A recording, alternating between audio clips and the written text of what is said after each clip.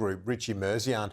Richie, welcome to the program. Thank you. Your organisation represents a whole heap of investors in clean energy, also in gas. But tell me, why is there not a reduction in power bills as promised by the federal government? I know you didn't make the promise, but they said we'd get 275 off power bills by this year. It hasn't happened. Yeah. At the end of the day, we're still heavily reliant on coal and gas for our power, and that's what's setting the price. If gas prices go up globally, they feed into gas prices locally. We are a price taker, not a price maker. Despite having lots of gas, we pay international prices for local gas, and that's what sets the power prices. And when they go up, power prices go up. What our researchers showed at the Clean Energy Investor Group is that the more renewables you get on the grid, the more downward pressure you feel. If we can tip that scale, we can get majority renewables, we will all come out better. And our research shows that if we didn't have renewables last year, we would all be paying up to $417 more in our power bills.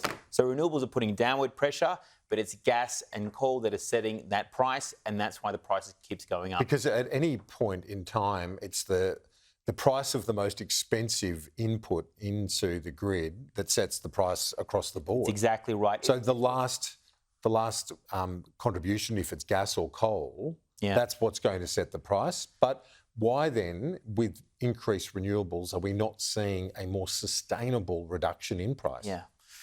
Is it all about the aging systems?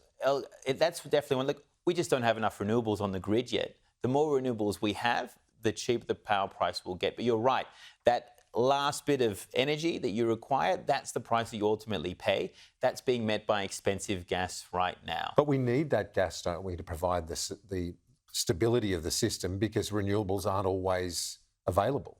And even if you increase or double the amount of renewables, you can have days at a time where there isn't wind and sunshine.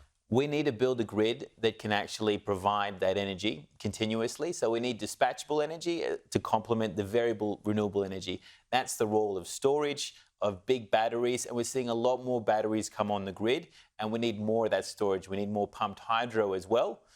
Ultimately, at the end of the day, we need to phase out fossil fuels from the grid. We all know that's the direction for net zero, and we've got enough gas on the grid to back in renewables right now. What we don't have is we have enough renewables and storage come online at speed and scale to give us the real power price cuts that we want. But your numbers, your report suggests without that renewable component, we would be paying even more than we are now. So how did they get it all so wrong in terms of their forecast? I mean, I think, and Labor will speak to this and their own modelling, but there were international shocks. I mean, at the end of the day, the east coast of Australia exports its gas. By doing that, we now pay international prices for local gas, and that gas price sets the power price. And so when international markets go up, so do local prices. That's the unfortunate issue of gas. Renewables, by contrast, that additional bit of energy that you get from renewables is pretty much free. The cost of renewables comes from the capital to build those renewables in the first place. That's where it's expensive. But you've also got to invest in the transmission. Totally. And so that has also been... That's also been a real problem. Spike in the prices. A problem as well, because we're not seeing the transmission being built on time and to cost as well. All this uncertainty means that you pay more when you're originally building because it's a riskier grid altogether. There's an opportunity to redesign the entire grid. The federal government has a panel right now. We're doing some research at the Clean Energy Investor Group. We'll put out in April.